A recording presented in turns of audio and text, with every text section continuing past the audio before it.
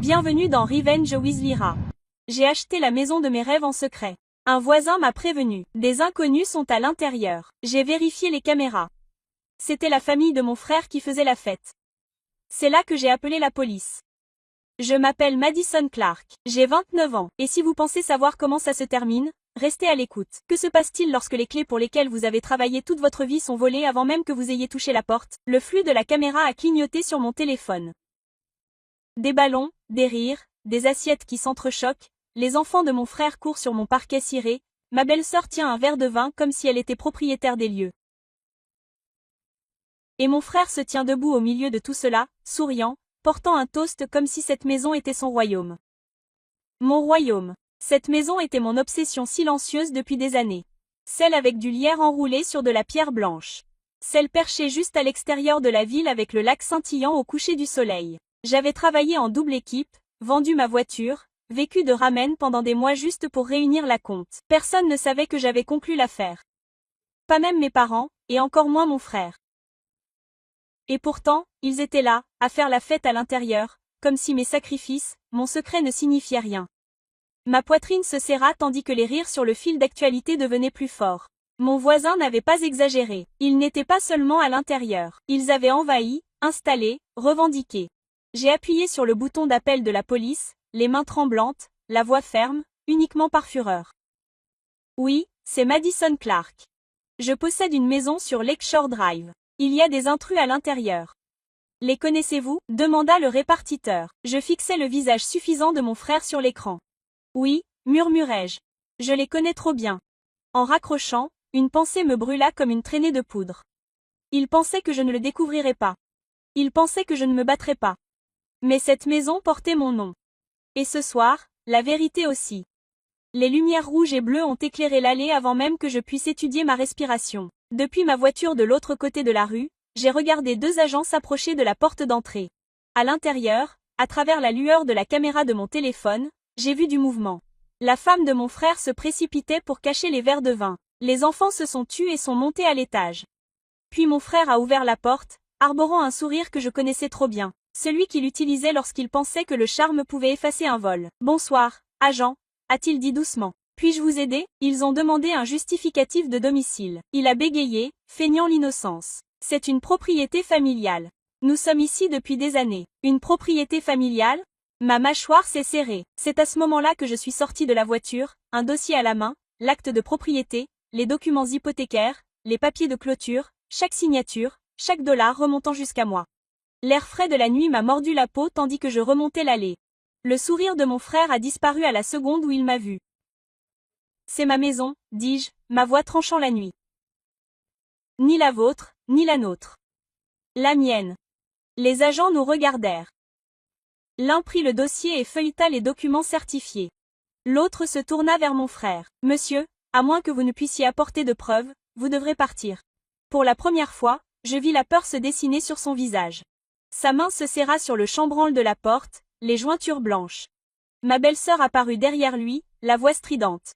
« C'est ridicule. Elle ment. » Mais les papiers étaient indéniables. L'agent me les rendit en hochant la tête. « Madame, vous êtes la propriétaire légale. Voulez-vous qu'il soit entré sans autorisation ?» Les yeux de mon frère se posèrent sur les miens, me mettant au défi de l'humilier devant sa famille, les voisins, la loi. Ma poitrine me serra, mais ma détermination se renforça. « Oui, dis-je, ils sont entrés sans autorisation. » Et juste comme ça, la maison qui avait été remplie de leurs rires se tut, vidée sous le poids de la vérité. Mais alors que leur voiture démarrait, j'ai su que ce n'était que le début. Car les voleurs ne se rendent pas comme ça. Ils complotent. Et mon frère venait de perdre sa couronne. Au matin, les retombées avaient déjà commencé. Mes parents ont appelé en premier, la voix aiguë et accusatrice. « Madison, qu'as-tu fait? Tu as viré ton frère comme ça? Tu as fait une scène devant les voisins. » J'ai failli rire. Qu'est-ce que j'ai fait? Il est entré par effraction chez moi. Il a organisé une fête dans une maison qu'il n'avait pas achetée, qu'il n'avait pas gagnée et dont il n'avait même pas entendu parler avant-hier soir. Mais la raison n'a jamais fonctionné avec eux. Pour eux, mon frère était en or.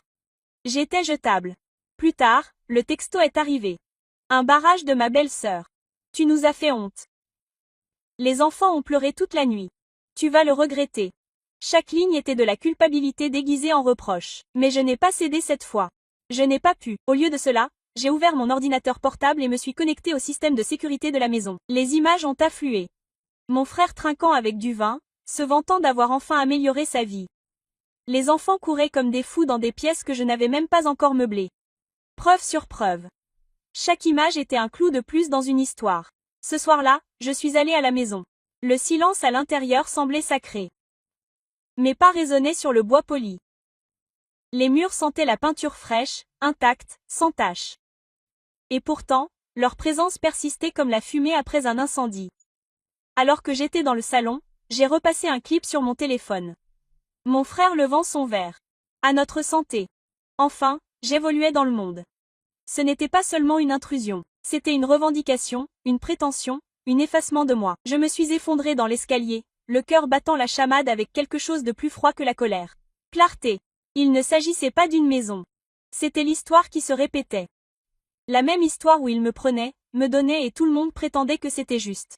Mais cette fois, j'avais des preuves. J'avais des clés. J'avais des murs qui portaient mon nom, pas le sien. Et j'ai juré sur chaque brique de cette maison qu'il ne me volerait plus jamais. Ni ma maison, ni mon avenir, ni ma voix. La semaine suivante, mon frère a fait son entrée. Il s'est présenté à mon bureau, tout en charme poli et avec de faux sourires, comme s'il n'avait pas été escorté hors de chez moi par la police quelques jours plus tôt. Madison, a-t-il dit en s'appuyant sur le comptoir de la réception. Il faut qu'on parle en privé. Je l'ai conduit dans la salle de conférence, serrant fermement mes papiers dans mes mains. Il n'a pas attendu de s'asseoir pour commencer son discours. Tu ne peux pas garder cet endroit pour toi tout seul, a-t-il dit d'une voix douce. C'est trop grand, trop cher. Maman et papa pensent que ça devrait être une maison familiale, quelque part où nous devrions tous la partager. J'ai failli rire. Partager, tu veux dire la façon dont tu l'as partagée en entrant par effraction et en faisant la fête comme si tu en étais propriétaire. Ses yeux se sont assombris. Le masque est tombé. Tu as toujours été égoïste. J'ai porté cette famille pendant des années. Et toi? Je l'ai coupé en jetant le dossier sur la table. À l'intérieur se trouvaient les actes notariés, les contrats de prêt hypothécaire, le rapport de police. Porter cette famille avec quoi? Mes chèques de paye, ma cote de crédit, mon sacrifice. Il a tressailli en voyant le rapport de police, l'encre encore fraîche du stylo de l'officier. Sa mâchoire s'est serrée, mais il a essayé de se ressaisir. Si tu rends ça public, ça va nous ruiner. La réputation de maman et papa, la mienne, celle de tout le monde. Tu ne veux pas ça, n'est-ce pas? Pour une fois, je n'ai pas hésité. Je veux la vérité. Et si la vérité te ruine, c'est de ta faute, pas de la mienne. Il s'est penché plus près, baissant la voix. Réfléchis bien, Madison. Les familles ne survivent pas à ce genre de guerre. Je croisais son regard sans ciller. Alors peut-être que le nôtre n'est pas fait pour survivre. Un silence pesant et cinglant s'installa entre nous. Il rassembla les papiers, les repoussa sur la table et sortit en trombe, claquant la porte si fort que la vitre trembla. Je restais assise là, la poitrine haletante, la prise de conscience s'enfonçant plus profondément que jamais. Il ne s'agissait pas seulement d'une maison. Il s'agissait de réécrire les rôles qu'il m'avait imposés depuis l'enfance. Et pour la première fois, je n'étais plus le personnage secondaire de ma propre histoire. J'étais l'auteur, et ma plume venait de tracer la première vraie ligne. Les rumeurs se propageaient plus vite qu'une traînée de poudre. Vendredi, ma tante appela, la voix aiguë et empreinte de jugement. Madison, comment as-tu pu entraîner ton propre frère dans des affaires de police? Il nous a dit que tu avais acheté cette maison avec son argent. Il dit que tu la caches pour tromper la famille. J'ai fermé les yeux, pressant mes doigts contre mes tempes. Les mensonges sortaient si facilement de ses lèvres, avalés tout cru par des proches désespérés de le garder en or. Cette maison, j'ai dit qu'il avait été acheté avec mes économies, mes heures supplémentaires, mes années de sacrifice. Il n'a pas donné un seul dollar et je peux le prouver. Mais les preuves n'ont jamais eu d'importance pour eux. Ils voulaient une histoire qui le maintienne en vie et qui me fasse passer dans l'ombre. Ce soir-là, j'ai rouvert le classeur. À l'intérieur, j'ai ajouté de nouvelles preuves, des captures d'écran des traites hypothécaires, des virements bancaires de mon compte, et même l'email de félicitations de mon agent de crédit. Chaque page était une arme supplémentaire, silencieuse mais tranchante. Je ne les rassemblais plus pour ma famille. Je les rassemblais pour la loi. 2 jours plus tard, j'ai déposé une demande d'ordonnance restrictive. L'agent à l'accueil a haussé les sourcils en lisant ma déclaration. Ton frère a organisé une fête chez toi avant même que tu emménages. Oui, j'ai dit qu'il était stable. Et il répand des mensonges pour le couvrir. J'ai besoin que cela soit documenté. En sortant du commissariat, la lumière du soleil était différente. Ni plus chaude, ni plus douce, mais plus forte. Comme si elle traversait la brume des années où les voix de ma famille couvraient la mienne.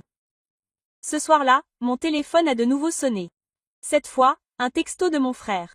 Si tu ne laisses pas tomber ça, tu vas le regretter. Je fixais l'écran, pulsé comme.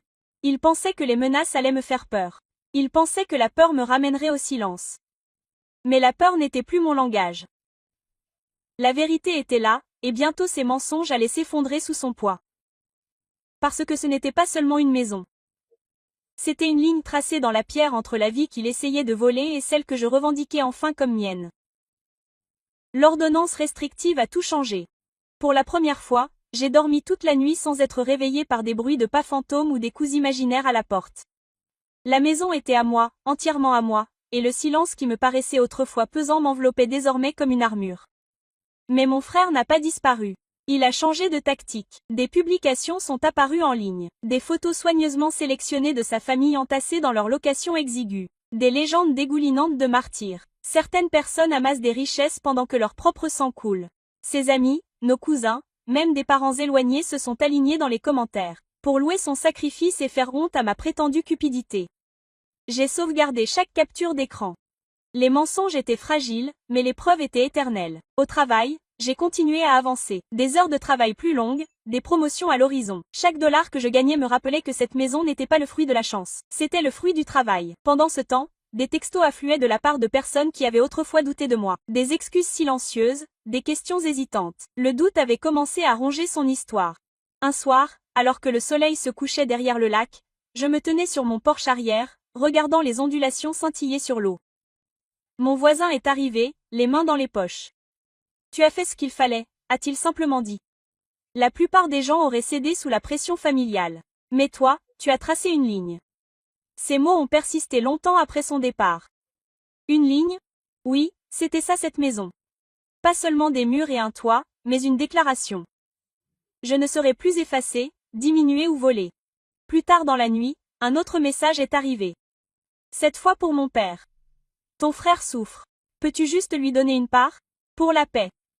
J'ai raccroché, le cœur stable. La paix construite sur le vol n'est pas la paix.